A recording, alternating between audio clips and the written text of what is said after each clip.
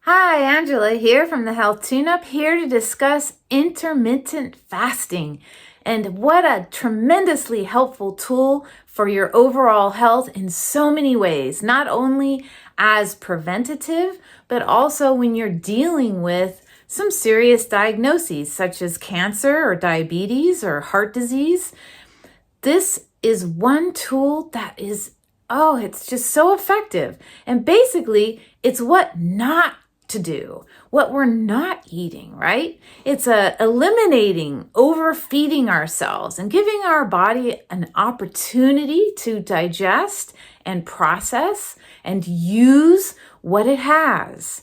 So this is how we're built. It's how our machine is built. We can't put too much gas in a car. It can only burn so much gas. The tank only fits so much gas. So the human body, we much in some ways run the same way.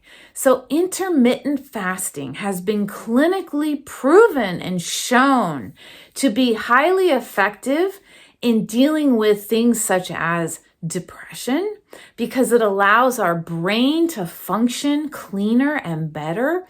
So there are lots of different types of depression. However, some of the more situationally triggered depression, because everyone has some sort of depression at some point in their lives. There's also clinical depressions that is a constant chemical storm in the brain.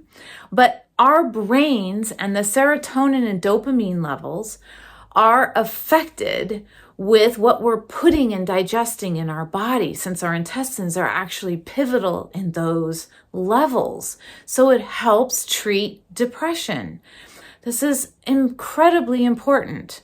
Intermittent fasting also helps slow down the growth of a lot of different cancer cells, because it allows our body time, the immune response, to win. We're always winning against cancer. Everyone, we all have, I think it's arguably 50,000 cancer cells floating around in our bodies, every single human being at all times. So we're always winning, and we want to be on the winning side, even if we have a cancer diagnosis. Our body is built to win against cancer. So don't buy into the fact that if you have a cancer diagnosis, it's all downhill. You have an opportunity to believe your body can win, but you have to do the right things, right? You can't just hope it wins and just throw spaghetti at the wall, sometimes doing it and sometimes not. There has to be consistent and persistent lifestyle to have great health. That pertains to any diagnosis that we have: diabetes, liver disease, heart disease, dementias, you name it. We have to have consistent and persistent action. So intermittent fasting can be and should be and is a lifestyle, especially if you're dealing with chronic diagnoses. You can also use it as a preventative tool just to do a fine-tuning of the body and get your engines revving. If you don't have any ill health or diagnoses that you're trying to deal with, imbalances that you're trying to deal with, and you just want to give yourself a tune-up, I recommend this for everyone. So you may just choose to intermittent fast once a month for a couple days, or maybe 1 day a week or 2 days a week, to just give your body a chance to fine-tune itself. They've shown 14 days of a 16-8, so just 16 hours no eating, 8-hour window of eating for 1 month will reduce 50% of your liver fat. This is wonderful, because when your liver gets fatty, it's like a clogged oil filter.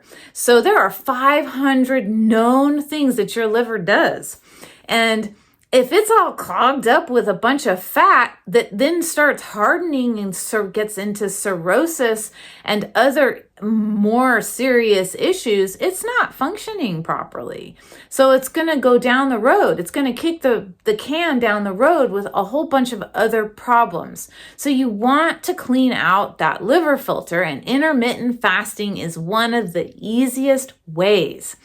It also slows down the proliferation of cancer cells. It also will help with reducing insulin resistance. So if you have type 2 diabetes or even type 1, overeating all the time, and the number one offense to intermittent fasting is when people have a little snack. So that kills the fasting. So it also kills our ability for processing and triggering insulin constantly. So then we start to slowly get insulin resistance. So it really pertains to all of us, even if we don't have sugar issues per se. If we're constantly overeating, and there's a lot of school of thoughts, and again, this is tailored to you. I have some peers that really do believe in sort of this slow bump of food intake over the day, but typically we're talking intermittent fasting. So you could have a strategy of small meals in that 8 hours, but you're not eating for the 16 hours. That's the fasting. So that includes time that you're sleeping, right? So this is also very important as far as overall heart health and kidney health. If you are triggering into type 2 diabetes, then you're getting into other issues. If you have high cholesterol numbers, intermittent fasting will help lower that because your liver is now clearing out. So it'll also lower your triglyceride levels. So this will help as well in weight loss. So a lot of people are just concerned about how we look and trying to bring our weight down. We have wonderful health implications and benefits from intermittent fasting as far as weight loss, but also our overall organ health. So basically it's helping our heart, our brain, our liver, our kidneys, our body, our brain as far as how we feel, our emotional health. Intermittent fasting is a win-win. So you can start very, very conservatively with the help of your providers so that it's healthy for you with a 16-hour window. Typically, intermittent fasting is usually cutting breakfast out, and it's a lunch and dinner. You can have one meal a day. It's called OMAD, and that's one meal a day. And generally speaking, people will have it in the later afternoon.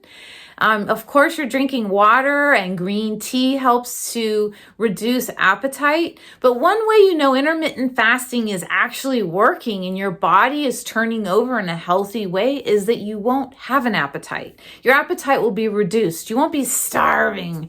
But if you eat a bunch of carbs at dinner and you don't have good fats and some protein, you will wake up hungry. So with the intermittent fasting, it's making sure that when you do eat, you're eating quality foods, no frankenfoods. Cut out the processed foods. Eat real vegetables. Eat healthy proteins and healthy fats. Use coconut oil. Eat avocados. Eat real butter if you're eating dairy.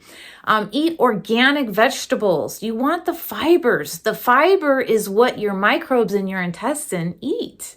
That's what you need to have fiber for a healthy digestive system. And you need a healthy digestive system if you want to lose weight in a healthy way. So intermittent fasting, I'm putting that out. This is an easy video. It is extremely helpful. So it's pretty basic. You're not eating during certain windows. So personally, I prefer to do one meal a day for at least 4 days of the week.